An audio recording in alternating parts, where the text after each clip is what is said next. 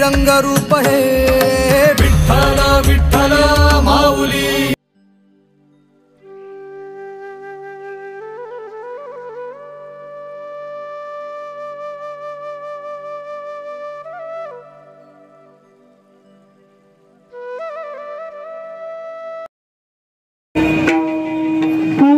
राम कृष्ण हरे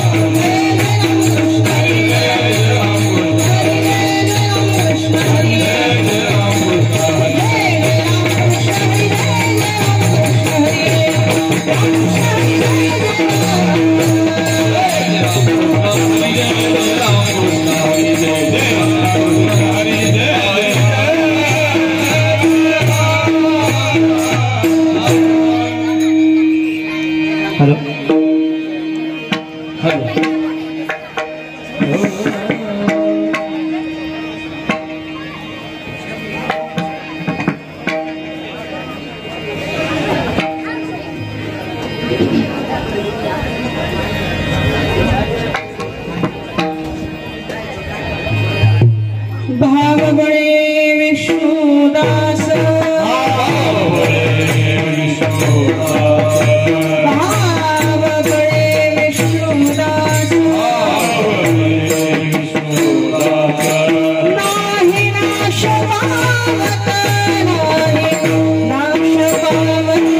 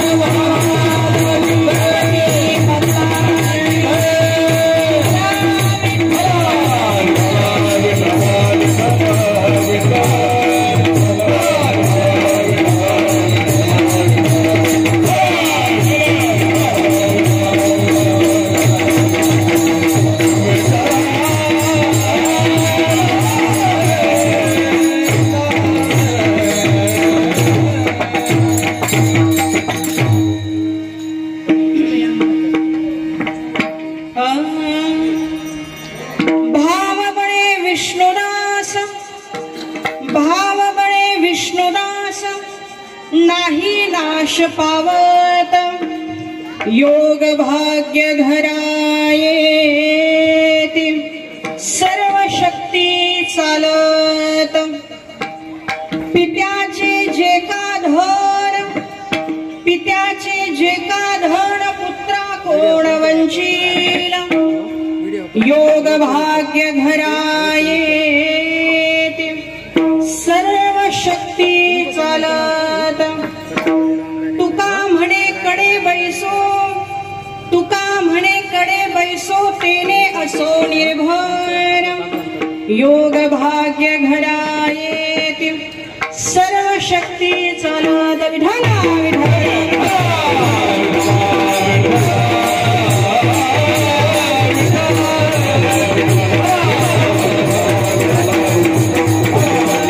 संवत्सरण सरोजम सांद्रणीलांबुदावं जघननिहित पाणिं मण्डनं तरुण तुलसी माला कंदरं वंजनेत्रं सदय धवलहासं विठ्ठलं चिन्तयामि पाण्डुरङ्गकरो प्रथमनमो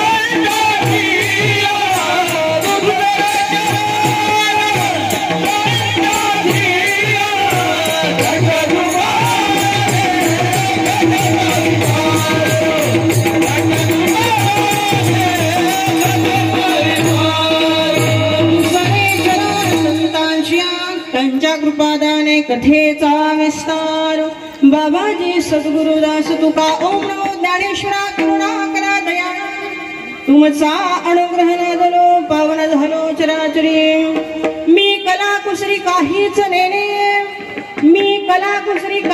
नेणे बोलतो वचनाती भाविका एका जनाधने तुमचा दास त्याची आस पुरवावी दयांची केली स्मरण होय सकळ विद्येंचे अधिकरण तेची वंदू श्री चरण श्री गुरूंचे ते नमस्कार आता विठाला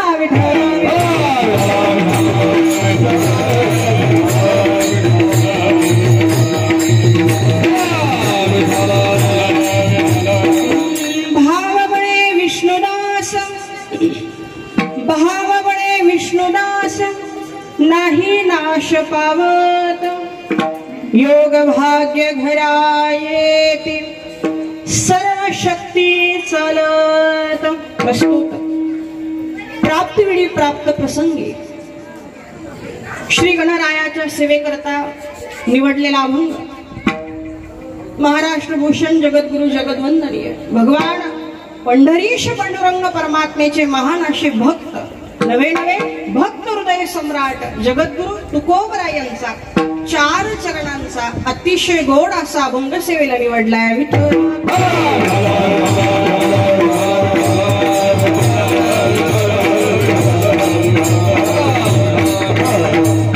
या ठिकाणी सेवेला प्रारंभ करण्यापूर्वी अल्प असा परिहार देणे उचित ठरेल वास्तविक प्रत्येकाला ज्ञात आहे त्या उद्देशानेच प्रत्येक जण इथं उपस्थित आहे पण वक्त्याचं कर्तव्य म्हणून आज आणि दुसरं कारण म्हणजे एक आनंद म्हणून सुद्धा इथं येऊन मला कदाचित अर्धा पाऊण तास झालेला आहे आणि मी सगळा कार्यक्रम बघते आहे. हे जे संपूर्ण कार्यकारी मंडळ आहे, ज्यांनी गेल्या 3 महिन्यापासून ही सगळी उभारणी केलेली आहे, या संपूर्ण मंडळाचं कितीही कौतुक केलं तरी मला वाटतं शब्द अपुरे पडतील. का? याचं कारण ऐकून घ्या. गेल्या 2 वर्षापासून कुठेतरी एका संकटाने आपल्याला पांगवलं होतं, विखुरवलं होतं. आणि माणूस विखुरला की मग तो कुठलीही शक्ती असो ती संपल्याशिवाय राहत नाही. झाडू एकत्र आला की तो साफ करतो, पण तोच वेगळा झाला तोच कचरा बनतो. म्हणून संघ शक्ती आणि एकत्रित येणं महत्वाचं आहे. जे 2 वर्षात कुठेतरी ज्या गोष्टीला आपली कमतरता आपण मानत होतो, ते कार्य सिद्धिविनायकाच्या कृपेने या संपूर्ण मंडळाने केलेलं आहे. गेल्या 3 महिन्यापासून चतुर्थीच्या महान अशा चांगल्या पर्व काळावरती महाप्रसाद, कीर्तन, हरिपाठ हे फार सुंदर आहे. आणि आज हा संपूर्ण समाज बघून आनंद वाटला, कारण संप्रदायाचं महत्वाचं उद्दिष्टच ते आहे. ज्ञानोबरायांनी त्याही वेळेस काय केलं? वेळविली मानली वैष्णवांची. आजही हेच केलंय. 2 वर्षापासून जो माणूस घरात बसून कीर्तन ऐकत होता, त्याला घरातून काढून कुठं आणलाय?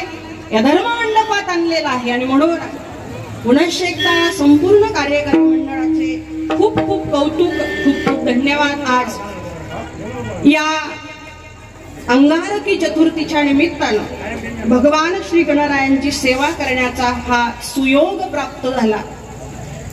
आणि या उद्देशाने एक भक्तांचं चिंतन या ठिकाणी व्हावं, भक्त जीवनाची चतुसूत्री इथं मांडावी, या उद्देशाने आज हा सुंदर असा अभंग घेतलाय. विठाला विठाला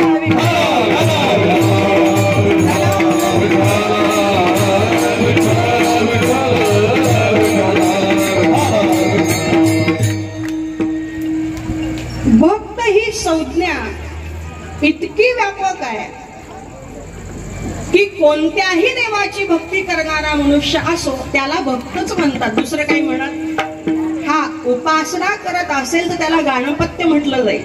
गणपतीची उपासना करणारे गणपत्य, शक्तीची उपासना करणारे शाक्त, शिवांची उपासना करणारे शैव आणि विष्णूंची उपासना करणारे वैष्णव. पण विष्णूंची भक्ती करणारे भक्त, देवीची भक्ती करणारे भक्त, गणपतीची भक्ती करणारे सुद्धा भक्तच. आणि असे हे जे भक्त असतात, असे हे जे दास असतात, यांच्या जीवनातलं वैभव, यांच्या विश्वातला अधिकार, यांचं देवाशी असणारं नातं आणि त्या नात्यातली वात्सल्यता या अभंगात सांगितले. विठ्ठला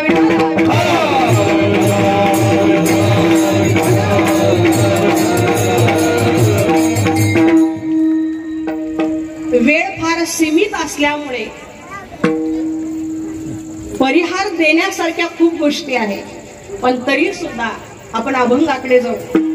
या अभंगाच्या माध्यमातून जगद्गुरु तुकोबराय म्हणतात, भाव बळे विष्णुदास नाही नाश पावत.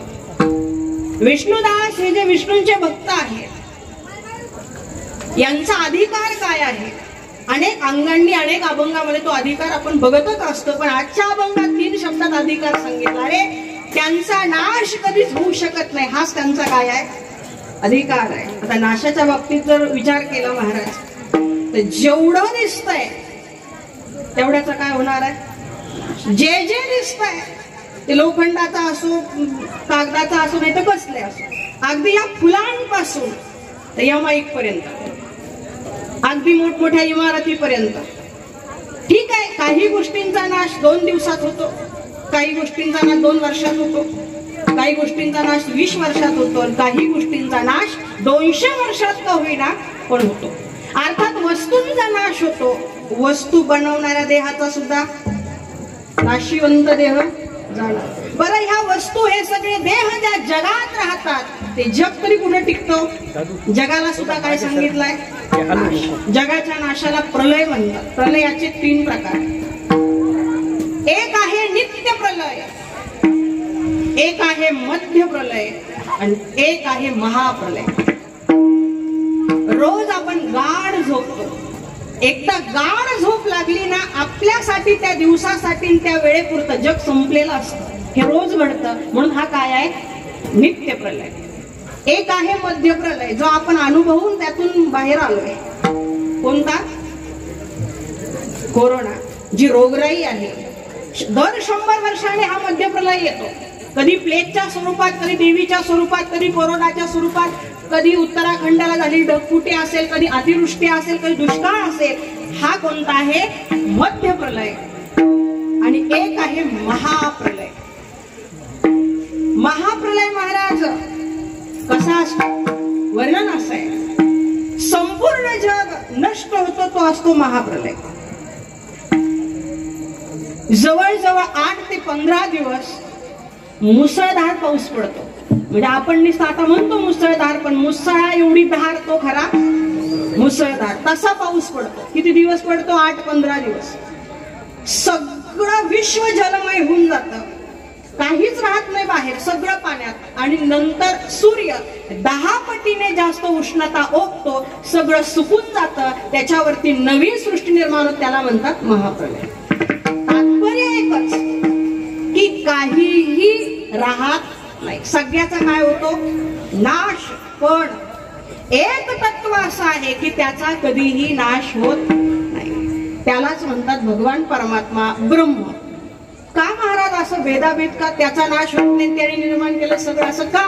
याचा एक सिद्धांत सांगून जाईल. ज्याची सुरुवात होते त्याचा शेवट होतो. ज्याचा जन्म होतो त्याचा मृत्यू होतो. ज्याची निर्मिती होते त्याचा नाश होतो. एका माणसाने दुसऱ्या गावातल्या माणसाला विचारलं, रामभाऊ तुमच्या गावातला सप्ताह संपला का? म्हणजे नाही संपला. दुसऱ्या महिन्यात विचारलं, का तुमच्या गावात सप्ताह संपला का? नाही संपला. तिसऱ्या 6 महिने चालले तरी हा म्हणतो संपलाच नाही. असा कसा एवढा सप्ताह आहे? का संपला नाही? अहो सुरूच झाला नाही तर संपल कुठे?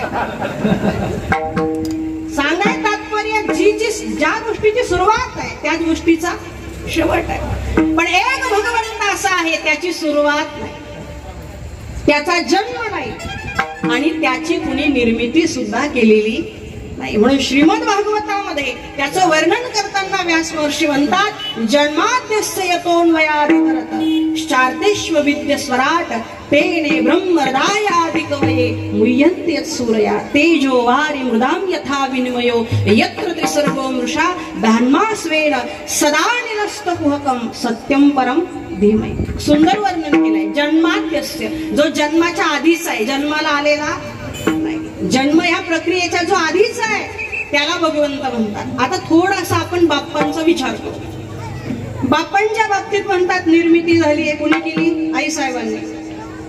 चतुर्थी त्यांची जन्मतिथी आहे, म्हणजे जन्म झाला. आपण जर त्यांचा जन्म मांडला तर मृत्यू मानावा लागतो आणि त्यांची निर्मिती मानली तर नाश मानावा लागतो. मग हे का आहे? भगवंतांचे जन्मोत्सव किंवा त्यांची निर्मिती ही कल्पित जगासाठी आणि लौकिकतेसाठी फक्त ती एक उत्सव म्हणून करावी लागते, अन्यथा त्यांची निर्मिती नाहीये. बऱ्याच दंतकथा आहेत. कुणी म्हणतो मळापासून तयार केला. छोटासा प्रश्न, एवढा मुळा असेल का आदिशक्तीला की त्यातून गणपती तयार होईल? नाही. चंदनाची उटी आणि त्या चंदनाच्या उटीपासून निर्माण केलेला तो पुतळा संजीवनी मंत्राचा त्याच्यावरती महाराज प्रक्षेप केलेला आहे. आणि म्हणते बाप्पा सगळ्यांना कथा माहित आहे. आणि जन्म म्हणाल तर त्यांचा जर जन्म म्हटलं तर त्याच्या आधी ते नव्हतेच का? त्याच्या आधी नव्हतेच का? मग गणपती बाप्पांचं तात्विक स्वरूप बघितलं ते सत्यच आहे. कारण विश्वाच्या आरंभी गणेश पुराणात म्हटलंय ओंकार आहे. आणि ते ओंकार म्हणजे कोण आहे? गणपती. ओम नमोजी आद्या वेद प्रतिपाद्या जय जय स्वसंवेद्या आत्मरूपा देवा तुझी गणेश. म्हणून अर्थात ना जन्म आहे, ना निर्मिती आहे, ना सुरुवात आहे, म्हणून ते सत्य आहे, म्हणून ते अविनाशी आहे, म्हणून त्यांचा नाश होत नाही. भगवंताचा नाश होत नाही. आम्ही ऐकलेलं होतं देवाचा नाश होत नाही, ठीक आहे. पण आजचा अभंग काहीतरी वेगळा सांगते. आजचा अभंग म्हणतो भक्तांचा सुद्धा नाश होत नाही. भाववळे विष्णुदास नाही नाश काश होत महाराज. देवाचा नाश होत नाही मान्य आहे, पण भक्ताचाही नाश होत नाही. का होत नाही? याचं सर्वसाधारण कारण एक आहे बाबा, दोघांमध्ये भेद रूपाने जरी दिसत असेल तरी स्वरूपाने ते अभिन्न आहे. देवते संत देवते संत देवते संत देवते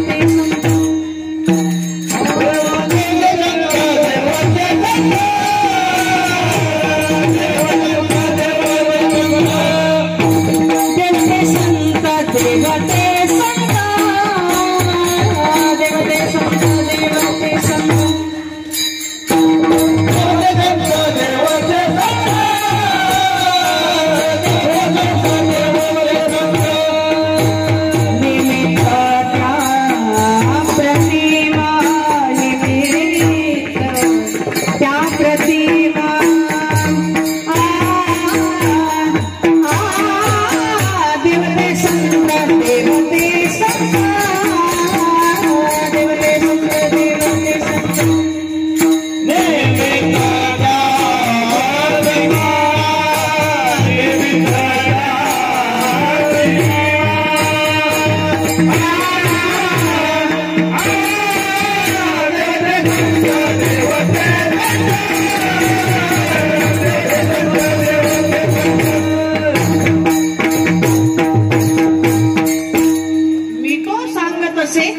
तुकोबराय सांगतात अरे दोन्ही वेगळे नाही. देवते संत देवते दोन्ही वेगळे नाही. मग देव अविनाशी काय आणि संत अविनाशी काय? देवाचा नाश नाही तसा संतांचाही नाश नाही. पण हे फार शॉर्टकटनी उत्तर नाही. का त्यांचा नाश होत नाही? अशी कोणती ताकद त्या विष्णुदासांकडे आहे की त्या ताकदीमुळे त्या शक्तीमुळे त्या बळामुळे त्यांचा नाश होत नाही? ते बळ कोणतं आहे? अभंगाचं प्रथम चरण.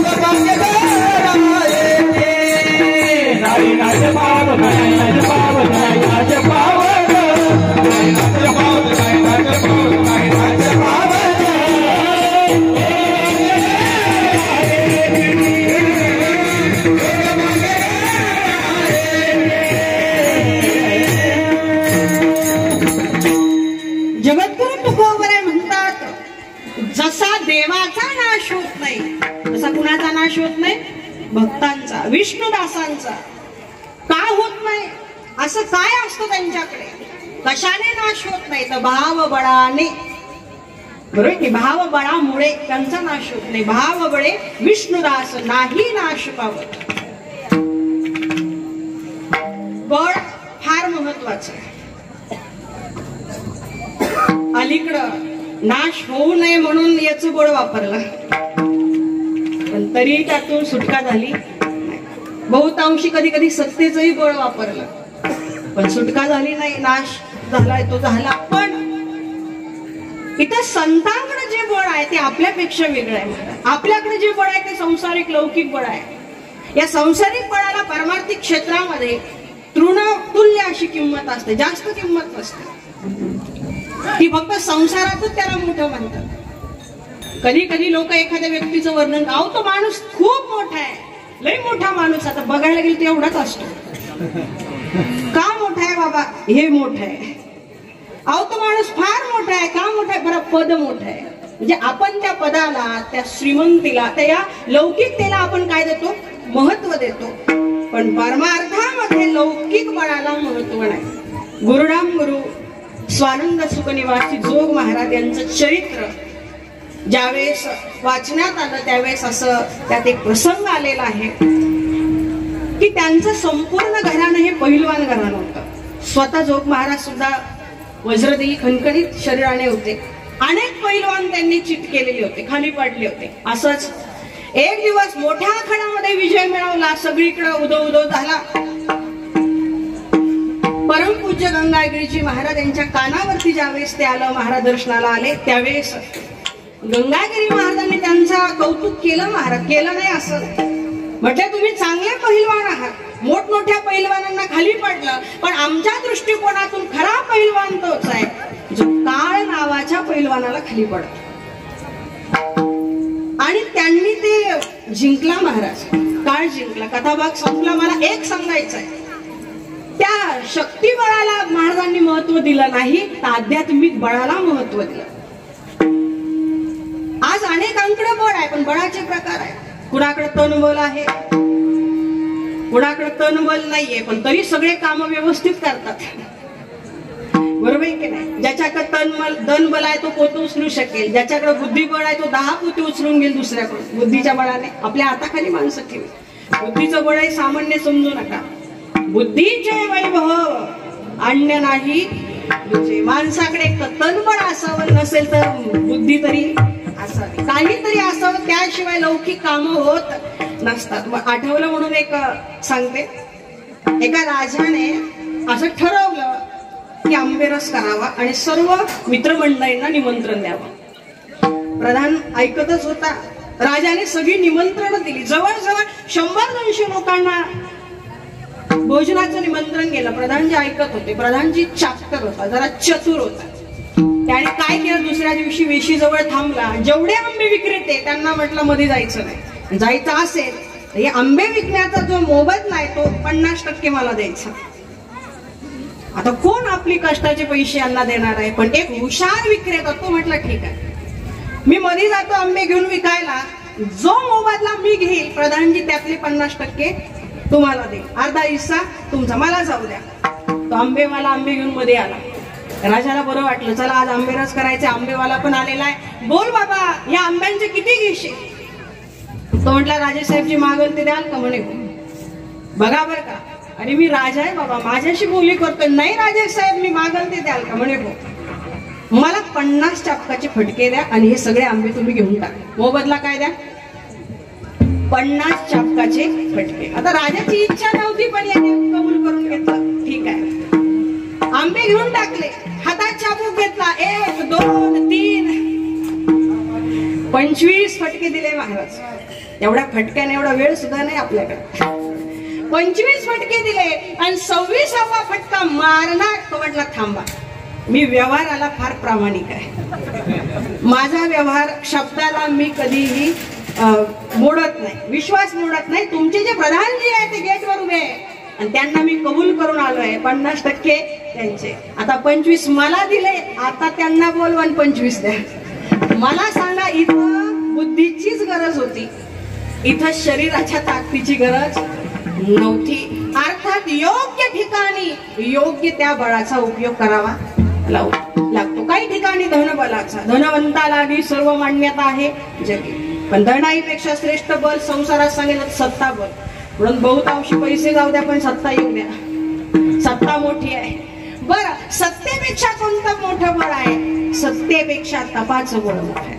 म्हणून मोठे मोठे सत्ताधीश तपोनिधी माणसांच्या पायावरती डोकं ठेवतात. याच कारणच ते आहे, जो तपोनिष्ठ माणूस करू शकते सत्ताधारी सुद्धा करू शकत नाही. सत्तेचं, तपाचं बळ मोठं आहे, त्यागाचं बळ मोठं आहे, वैराग्याचं बळ मोठं आहे महाराज. धनबलाने लोक बंगला बांधतात, धनबलाने लोक बंगला बांधतात. कालांतराने ज्याने बंगला बांधलाय त्याचा सुद्धा फोटो त्या बंगल्यात लावायला जागा नसते. लक्षपूर्वक ऐका, बल सांगते. ज्याने अफाट कष्टाने बंगला बांधलाय, कालांतराने त्याचाच फोटो त्या बंगल्यात कदाचित लागत नाही.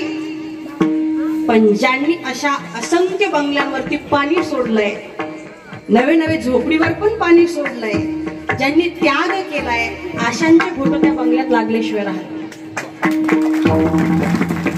ज्ञानोबर आहे, तुकोबर आहे. अहो, बंगला काय झोपडीची पण अपेक्षा केली नाही. आज मोठमोठे मंदिर आहे, मोठमोठे बंगले, का हे त्यागाचं बल आहे महाराज.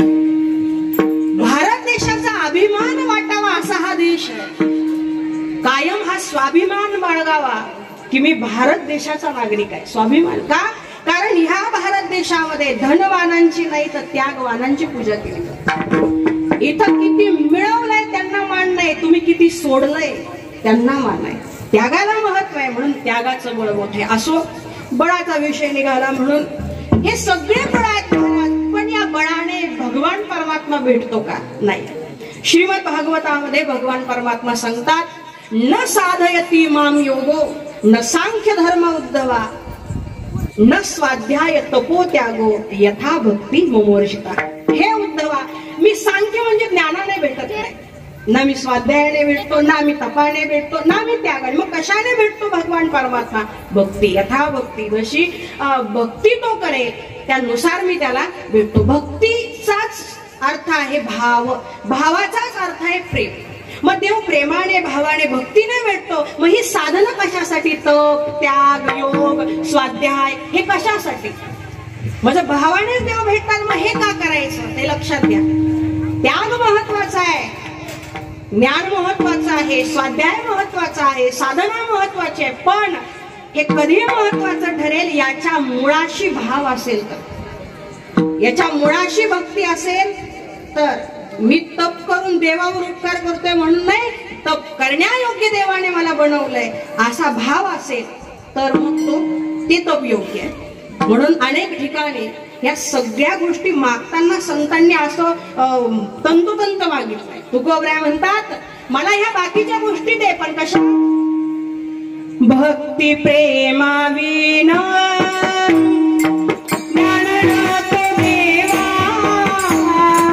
भक्ती प्रेमाविना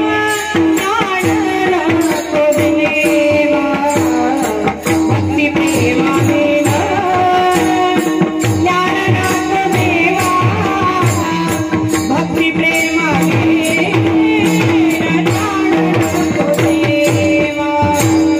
भक्ती प्रेमाविना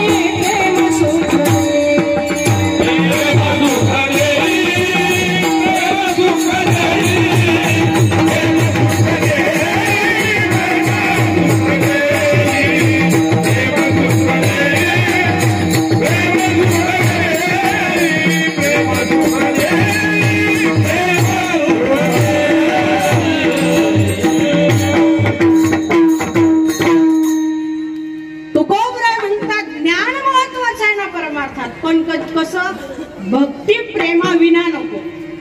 ज्ञानाबरोबर काय पाहिजे?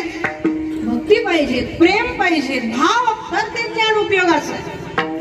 म्हणून आपणही कदाचित या अभंगात काही शब्द जोडून देवाला विनंती करावी. भक्ती प्रेमाविना स्वाध्याय नको देवा, भक्ती प्रेमाविना जप नको देवा, भक्ती प्रेमाविना वैराग्य नको देवा, भक्ती प्रेमाविना कीर्तन नको देवा.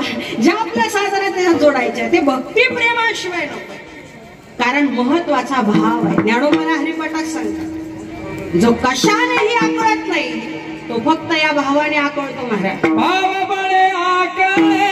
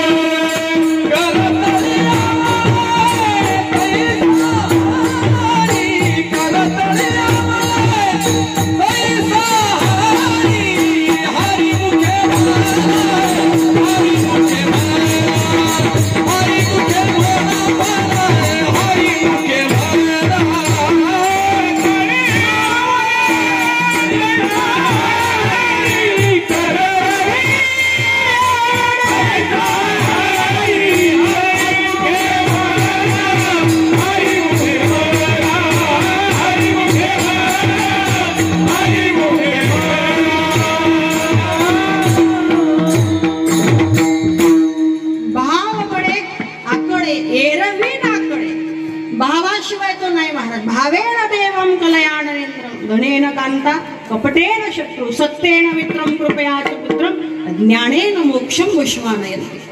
मोक्ष जसा ज्ञानाने मिळतो, शत्रू कपटाने वश होतो, मित्र सत्याने वश होतो, अगदी तसाच देवाला वश करायचा असेल भाव सोडून दुसरा पर्यायच नाहीये.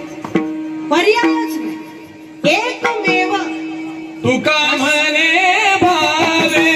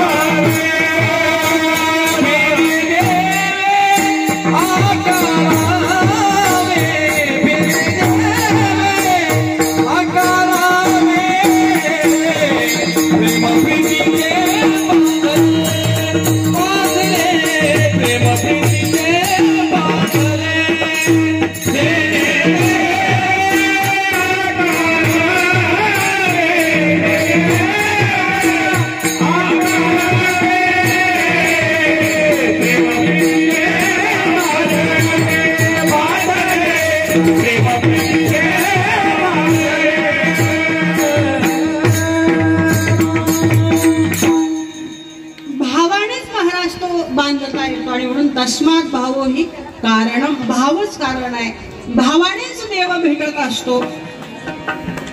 वश होतो म्हणजे नेमकं काय होतं? भेटणंही वेगळं आणि वश होणं वेगळं. वश होतो म्हणजे बस म्हटल्यावर बसतो, उठ म्हटल्यावर उठतो महाराज. अधीन होतो भक्ताचा.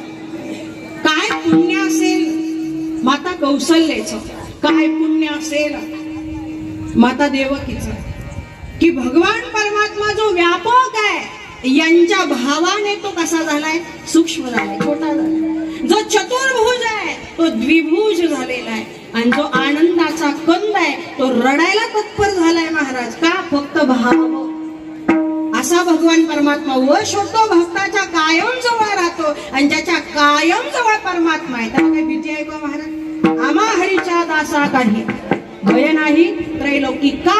कारण भाव आहे, भावामुळे देव जवळ आहे आणि म्हणून भीती नाही. हरी आला हाता मग कैसी भय चिंता. प्रभू रामचंद्रांच्या वंशामध्ये एक राजा होऊन गेले. अंबरीश राजा म्हणायला राजा आहे महाराज, परंपरेने राजा आहे, आणि भक्त मालिकेत त्यांचा अधिकार काय आहे? नैवेद्य दाखवायचा देवाला तर सेवक लावत नव्हते, ते धान्य दळायपासून स्वतः महाराज दळायला बसायचे. एक दिवस अंबरीश राजा जात्यावरती धान्य दळतात, अंगातून घाम येतोय, अलगट वाऱ्याची झुळूक आली म्हणून मागं बघितलं तर परमात्मा आपल्या पितांबराने या ठिकाणी वारा घालताय. तात्पर्य एक आहे, अधिकार सामान्य नाही. भक्ती क्षेत्रामध्ये अंबरीश राजा यांनी द्वादशीचं व्रत केलं महाराज. अंबरीशा कारणे द्वादशीचा छंद. द्वादशी, आता द्वादशी म्हणजे काय? एकादशीच, पण पारण करण्याचा एक विशिष्ट नियम.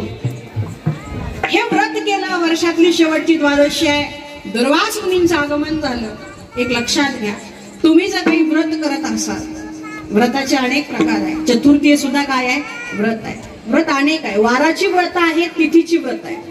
वाराच्या व्रतापेक्षा तिथीची व्रत श्रेष्ठ सांगितले. एकादशी तिथी आहे, द्वादशी तिथी आहे, चतुर्थी तिथी आहे, प्रदोष तिथी आहे, आणि मग हे अनेक व्रत आहे. व्रत करावे माणसाने, संयम नियम असावे, युक्त आहार विहार म्हणून व्रत सांगितलंय. कुठेतरी देवासाठी त्याग म्हणून व्रत सांगितलंय. द्वादशी व्रत करत होते. ज्यावेळेस आपण एखादं व्रत करतो, एखादा नियम करतो, एखादं सत्कार्य करतो, आणि ते कार्यादरम्यान जर एखाद्या साधू पुरुषाचं, संतांचं, भक्ताचं आगमन अचानक झालं तर हा एक संकेत असतो की आपलं कार्य, आपलं व्रत, आपली साधना देवाला मान्य नाही. हा त्याचा काय आहे? संकेत असतो. देव त्या स्वरूपात येत असतो, आणि म्हणून त्या राजाला एवढा आनंद झाला, अरे चला दुर्वास ऋषी आले. पण ते दुर्वास ऋषी काही सामान्य नव्हते ना महाराज. त्यांच्या नावातच त्यांच्या स्वभावाचा अर्थ आहे. कसे आहेत ते? दुर्वास. त्यांच्या जवळ जायचं नाही, त्यांनाही जवळ आणायचं नाही. त्यांच्यापासून डिस्टन्सिंग म्हणा ना, तसं अंतर ठेवायचं. पण ते आले म्हटल्यावर काहीतरी होणारच. ते आले, राजा म्हटला ठीक आहे बरोबर पारणं करू. ते स्नान संध्येसाठी गेले, तिकडच रमले, इकडं द्वादशी तिथी संपत आली. काय करावं? ना पारणे करावे तर तिथं तिथी जाते, करावे तर त्यांचा अपमान होतो. मधला पर्याय काढला, हातावरती पाणी घेऊन आचमन केलं की उपवास सुटतो. आणि पाणी घेणं म्हणजे जेवण पण होत नाही, पाणी घेणं म्हणजे उपवास पण सुट, दोन्ही कार्य होता. म्हणून तशी तिथी सोडली, पारणं केलं, राजा स्वस्थ बसला. ऋषींनी बघितलं, अरे माझ्या आधी जेवलेला दिसतो, कारण मुखावरती कुठलंही टेन्शन नाही, काही नाही, म्हणजेच उपवास सोडलाय. राग आला, एक कृत्या बाहेर काढली आणि त्या अंबरीशांवरती सोडली. अंबरीश राजा शांत बसलेला आहे. तोच भगवान परमात्मा सुदर्शन चक्र आलं, कृत्येचा वध केला. अंबरीश त्या दुर्वासांच्या मागे लागले. दुर्वास ऋषी त्रिभुवनात फिरले, पण रक्षण झालं नाही. शेवटी ज्यांचं चक्र आहे त्यांच्याकडे आले भगवान विष्णू. वाचवा, हे तुमचं चक्र आहे, याला थांबवा. त्यावेळी भगवान परमात्म्याचे बोल आहे, या चक्राचा मालक जरी मी असेल तरी माझा मालक वेगळाच आहे. म्हणजे तुमचा मालक कोण आहे? त्या भगवान परमात्मा श्रीमद भागवतात म्हणतात, अहम भक्त पराधीना. दुर्वास, मी माझ्या भक्तांच्या पराधीन आहे, मी माझ्या भक्तांचा अंकित आहे, ते म्हणतील मला तसं करावं लागतं. शेवटी दुर्वासांना अंबरीश राजाला शरण जावं लागलं, आणि मग त्यांचा बचाव झाला. तात्पर्य, भक्ताला कितीही मारण्याचा प्रयत्न केला तर त्याचा भाव जर पक्का असेल तर देव त्याचा नाश होऊ देत नाही. नाही नाश पावत. का? भक्ती आहे जीवनात. भाव बळे विष्णुदास. श्रीमद भागवतात अशा अनेक उदाहरण आहेत. पांडवांचं रक्षण भगवंताने कसं करावं महाराज? 11 अक्षौणी सैन्य आहे कौरवांचं, आणि 7 अक्षौणी सैन्य आहे पांडवांचं. पण एवढ्यांमधून पांडवांचं रक्षण होत आहे ही सामान्य समजू नका. 100 कौरवांमधला एकही जिवंत राहत नाही. इकडे लक्ष द्या. 100 कौरवांमधला एकही जिवंत राहत नाही, आणि 5 पांडवांमधल्या एकाच्याही केसाला धक्का लागत नाही. एवढं सोपं आहे का होते? एवढं सोपं आहे नाही. जितने तारे गगन में उतने शत्रु होय, अगर कृपा करे रघुराज तो बालन बाका होय. भाव बळे विष्णुदास नाही नाश. पांडवच काय, त्यांच्या वंशाचा शेवटचा तंतू. राजा परीक्षित गर्भात असताना रक्षण केलं त्यावेळेस परीक्षित राजाचे उपकार आहे. जो गर्भात येऊन रक्षण करू शकतो, आता आपण गर्भाच्या बाहेर आलो, आता करणार नाही का? जो गर्भात येऊनही रक्षण करण्याची ताकद ठेवतो तो बाहेर आल्यावर करणार नाही का? करेलच. फक्त आपल्याकडे बळ पाहिजे, भावाचं, विश्वासाचं. विश्वास तो करी स्वामीवरी सता. विश्वास पाहिजे, भाव दृढ पाहिजे. भाव असेल तर रक्षण होऊ शकतं. महाराज नक्की तो रक्षण करतो. वर्णन असं आहे, त्याने रक्षण करायचं ठरवलं तर अनवाणी सगळं जंगल जरी फिरून आले तरी पायात काटा सुद्धा मोडत नाही. वर्णन आहे की नाही? देव राखित मारी लकोन, देव राखित मारी लकोन, देव राखित मारी लकोन, देव राखित मारी लकोन, देव राखित मारी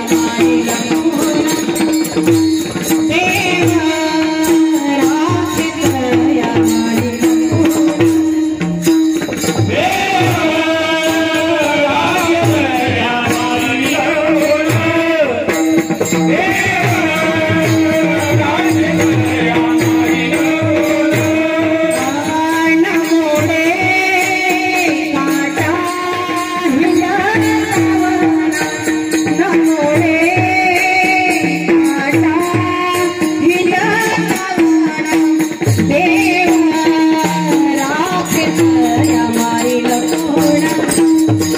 देव राखित मारी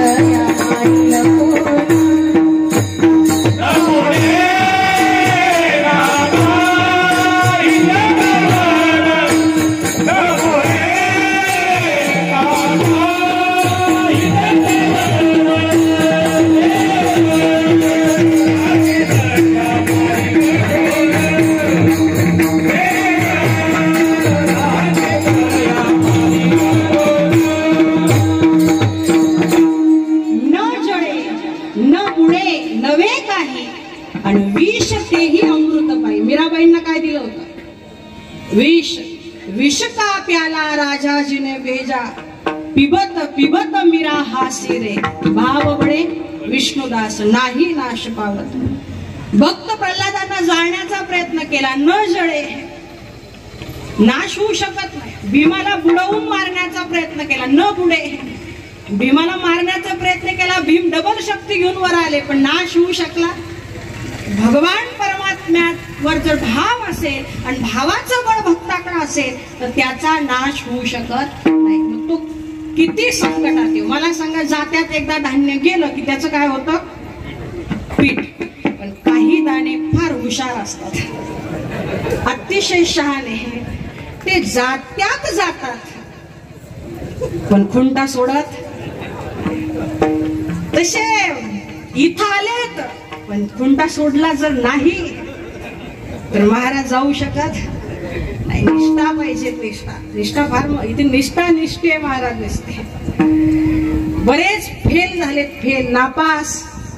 काय असेल ते त्यांना माहिती वैयक्तिक, पण नापास. खुंटा धरून ठेवतात, ते दाणे कधीच जात नाही महाराज. चलती चक्की देख कर काहे कबीरा रोय, कील सहारे जो रहे बाल न बाका होय. आणि त्या खुंट्याला धरून राहा, काहीच होऊ शकत नाही. काय विश्वास आहे महाराज भक्त प्रल्हादांचा, काय निष्ठा आहे. हिरण्यकश्यपू राजा ज्यावेळेस प्रल्हादाला विचारतोय, अरे तुला हत्ती समोर टाकलं, सर्पा समोर टाकलं, अग्नीत टाकलं, पाण्यात टाकलं, तू मरत का नाहीये? त्यावेळेस प्रल्हादांचं वाक्य आहे, गजेति विष्णुर भुजगेति विष्णुर, ज्वलेति विष्णुर ज्वलनेति विष्णुर, त्वयि स्थिता दैत्यमयी स्थितस्य आणि विष्णोर विना दैत्य गणोपी नास्ति. अहो तुम्ही मला हत्ती पुढे टाकलं, त्या हत्तीत विष्णू आहेत ना माझे, कसे मला मरू देतील? तुम्ही मला सर्पासमोर टाकलं, त्या सर्पात माझे विष्णू आहे, कसं मरू देतील? जाळातही विष्णू आहे, जळातही विष्णू आहे. तोही स्थिता, तुमच्यातही विष्णू आहे, माझ्यातही विष्णू आहे, आणि एवढे दैत्यगण आहेत ना यांच्या सुद्धा काय आहे विष्णू आहे. आणि हा विश्वास होता म्हणून अग्नी जाळेत परी न जळे प्रल्हाद हृदयी गोविंद म्हणून या. अग्नी जाळी तरी न जळती पांडव हृदयी माधव म्हणून या. अग्नी जाळे परी न जळे सीता हृदयी सीता कांता धरियेले म्हणून अग्नी जाळे परी न जळे हनुमंत हृदयी सीताकांत म्हणून या. हृदयी सीताकांत म्हणून या. तात्पर्य अनेक भक्तांना मारण्याचा नवे नवे नाश करण्याचा प्रयत्न झाला पण कुणाचाही नाश झाला नाही. का भगवंत रक्षण करतोच पण यांची माझे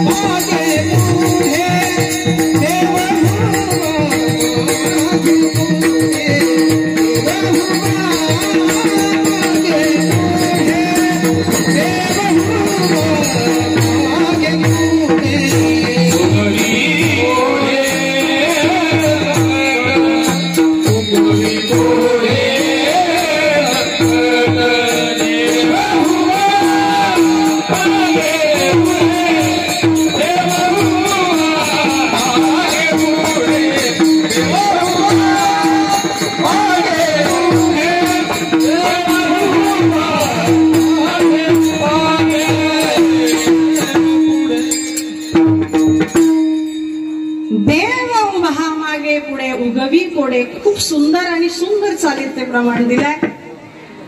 देव मागे पुढे असा उभा असतो आणि त्या भक्ताचं रक्षण करतो. नाही नाश पावता. भक्ताचा नाश होत नाही महाराज कारण भावाचं बोल आहे. अविनाश करी आपुलिया ऐसे लावी म्हणा पिसे गोविंद. तो त्यांना आपल्यासारखा अविनाशी करतो. अविनाशी करण्याचे दोन प्रकार आहेत. एक म्हणजे अनेक जन्म घेऊन घेईन मी जन्म यासाठी तेव्हा भक्ती चालू राहते अविनाशी पद्धतीने. आणि दुसरं म्हणजे भक्त इथून जातात तरीही वैकुंठामध्ये देवाच्या नित्य लीले समरस असतात. तपाचे सामर्थ्य तपणीला अमुक चिरंजीव कल्प वैकुंठी नांदे. अनेक कल्पापर्यंत तिथं ज्ञानोबा आहे. अनेक कल्पापर्यंत समाधीस्थ आहे. तिथं कीर्तन भजन चालू आहे. अर्थात अविनाशी. असा अविनाशी तो भगवान परमात्मा यांना बनवतो. नवे नवे आपल्या भावबळाने अविनाशत्वाला प्राप्त होतात. त्यांचा नाश तर होत नाही पण अनेक स्वरूपात ही भक्ती चालू राहते. अशी अविनाशी पद्धतीची भक्ती बघून जगातील जेवढे योग आहेत जेवढे भाग्य आहे जेवढ्या शक्ती आहे त्यांना असं वाटतं आशांच्या चरणाजवळ आपण जावं. म्हणून सगळे योग सगळे भाग्य सगळ्या शक्ती यांच्या जवळ येतात अभंगाच्या द्वितीय चरणात. योग भाग्य घराये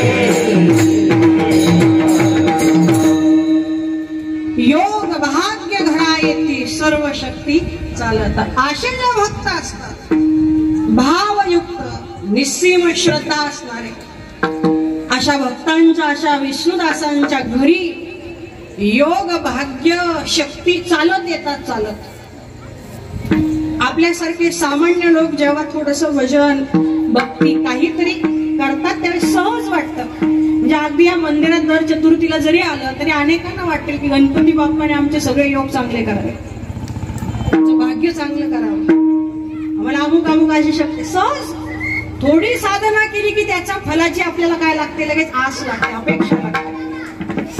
पण अध्यात्मशास्त्राचं गणित वेगळं आहे. हे योग हे भाग्य यांच्या मागे लागल्यावर पुढे पळतात, म्हणजे यांच्याकडे पाठ फिरवतात हे त्यांच्या मागे लागतात. भक्ताच्या जीवनामध्ये जर खरा भक्त असेल तर खरा आणि खोटा असा असतो का, काही तसं नसतं. सामान्य भक्त आणि खरा भक्त, जो म्हणतो देव माझा आहे तो सामान्य भक्त, देव माझा आहे तो सामान्य भक्त. पण ज्याला देवाने म्हणावं हा माझा आहे तो खरा भक्त आहे. असे जे भक्त असतात ना ते देवाकडून अपेक्षा करत नाही की देवाने आम्हाला काही द्यावं, पण सगळ्या गोष्टी यांच्या घरपोच जातात. असं का होतं? हे योग भाग्य त्यांच्या घरी का जात असतील? साधं कारण आहे, त्यांचा मालकच यांच्या घरी राहतो. वैकुंठ सोडतो आणि यांचा मालक कुठे येऊन राहतो? वैकुंठ सोडवणी संत सदनी. आणि जिथं सुखा कारणे देव वेडावला, या सुखा कारणे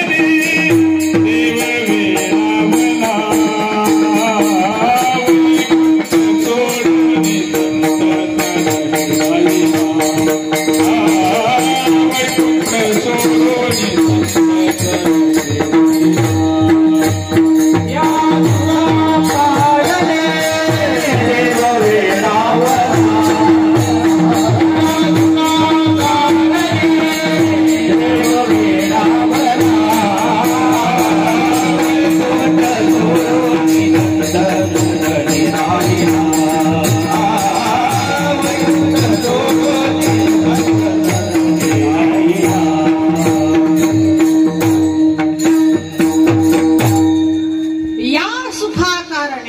सोडून भावबळाचं सुख, प्रेम भाव भक्ती या सुखामुळे भगवंत वरतून येतो, यांच्या घरी राहतो.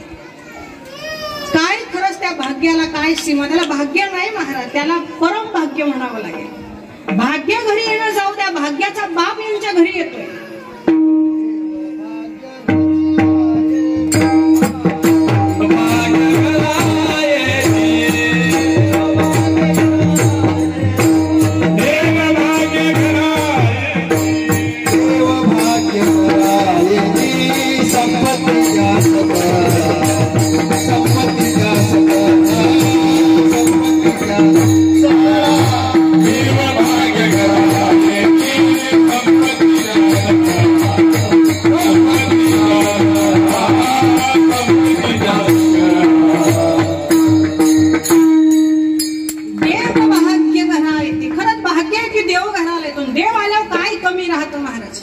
संपत्ती म्हणू नका, सिद्धी म्हणू नका, शक्ती म्हणू नका, रिद्धी सिद्धी न पाचारिता, त्या धुंडीत येती हरिभक्ता, मोक्ष सायोज्यता वाटप आहे भक्ताची. या वैष्णवाच्या घरी प्रेम सुख इच्छा करी, रिद्धी सिद्धी द्वारी कर जोडून तिष्ठते.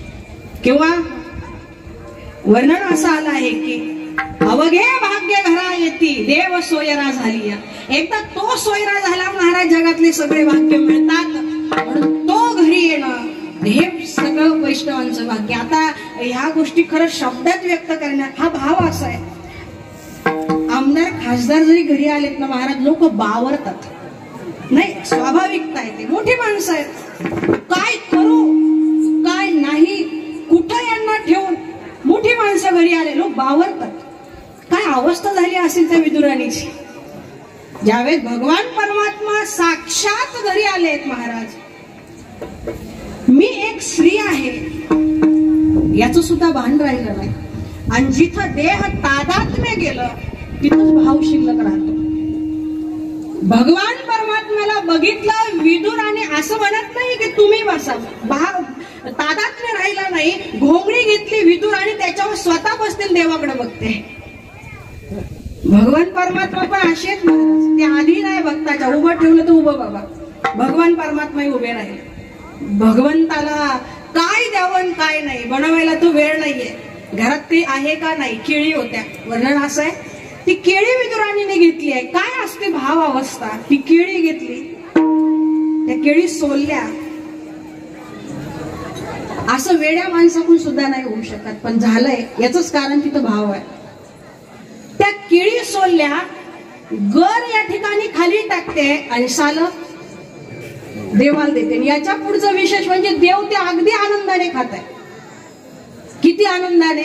आता माझा अधिकार नाही, पण आदरणीय राऊत बाबांचं मी याच्यावर थोडस चिंतन ऐकलं उच्च नीच मध्ये विदुरांचं. तर बाबांनी असं वर्णन केलं, जसं त्या स्टँडवरती तो केळीवाल्या सालन ती बकरी खाते ना, तेवढ्या आनंदाने. माझा अधिकार नाही बरं का. मी कालच ते त्यांचं चातुर्मासातलं चिंतन ऐकलं, मला ते आता इथं आठवलं. काय काय असेल देव. अहो 56 भोग खाणार आहे, केळीचे सालन खाण्याचं तो आलेला आहे का नाही. पण खूप आवडीने खाऊ लागला. विदुरचे आले, पत्नीला थोडस स्थितीवरती आणलं, सजग केलं. अगं काय करतेय. ती पण थोडी सावधान झाली. नाही देवा, खूप चुकलं माझं, आता गर देऊ लागले. त्यावेळेस भगवान परमात्मा, विदुरजी तुम्ही हा कार्यक्रम उगाच थांबवला, चालू द्यायला पाहिजे होतं. कारण जी चव सालीला होती ना, ती केळीला नाही. देवाला तो भोग प्रिय नाही, त्यातला भाव प्रिय आहे. हे खरं भाग्य आहे. आणि एकदा भगवंत आल्यावर त्याच्या मागे संपत्ती यायला का वेळ लागते का महाराज. तो बाप आहे, त्याची आपण लेकरं आहोत. ती संपत्ती त्याची मिळणारच आहे. कशा पद्धतीने. अभंगाच्या तृतीय चरणात.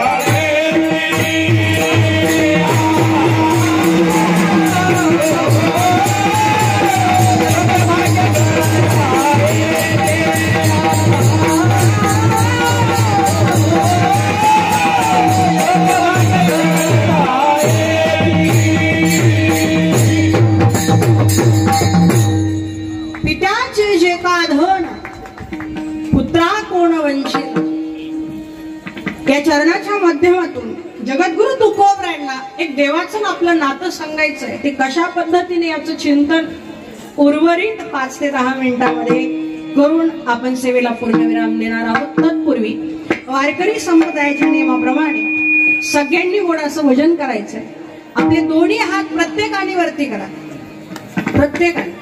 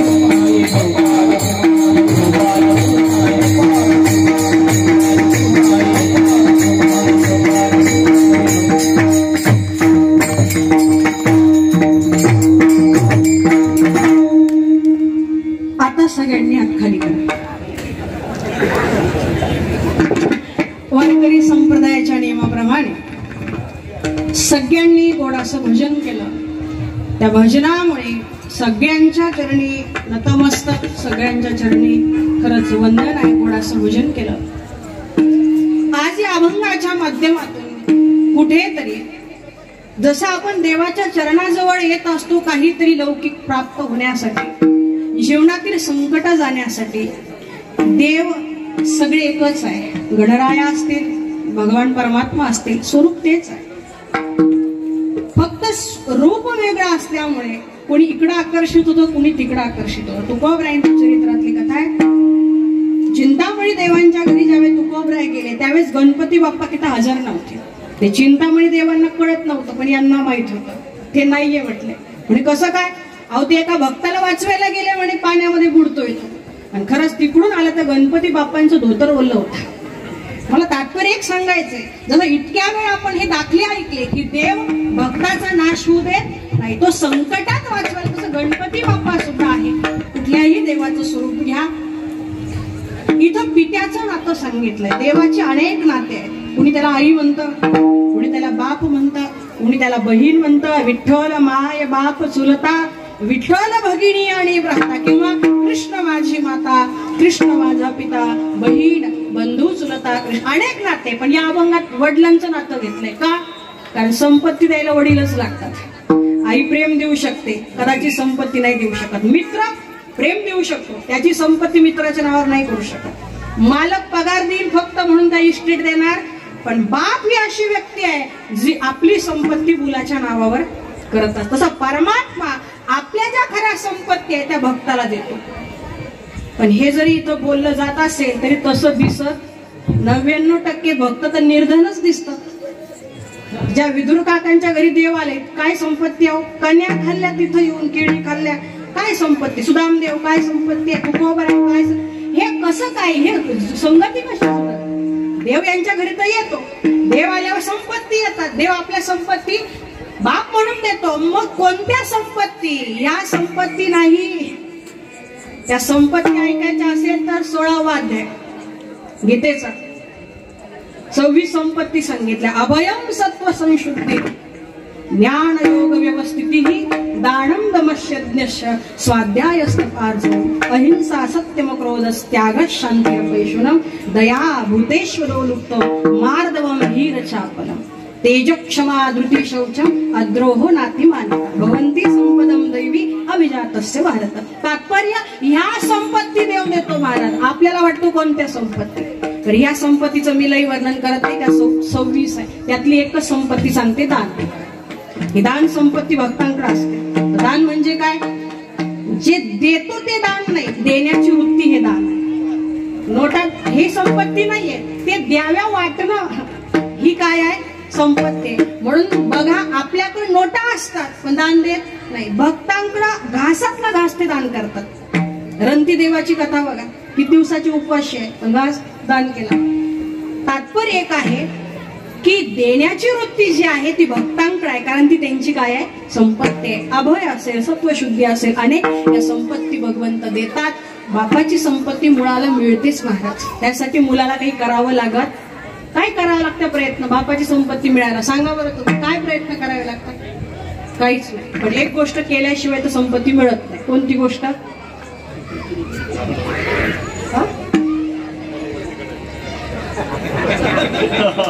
एक गोष्ट करावी लागते, म्हणजे व्हावी लागते.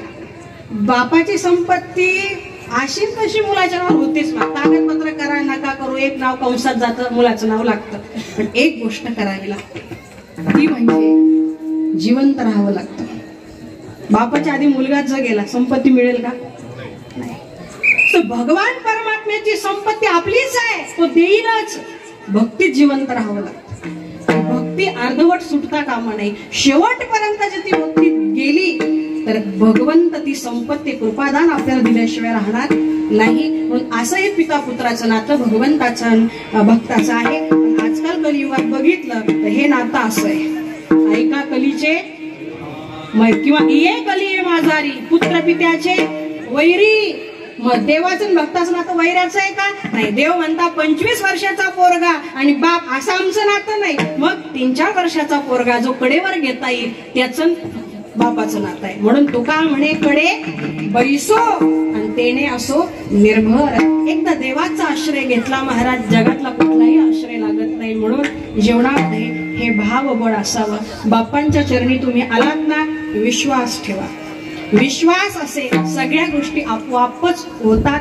नक्की बाप्पा सगळ्यांना उदंड असं आयुष्य, आरोग्य, ऐश्वर, भक्ती मधली ऊर्ध्वगती प्रदान करो अशी अपेक्षा या ठिकाणी व्यक्त करते आणि सेवेला पूर्णविराम. ज्ञानेश्वरा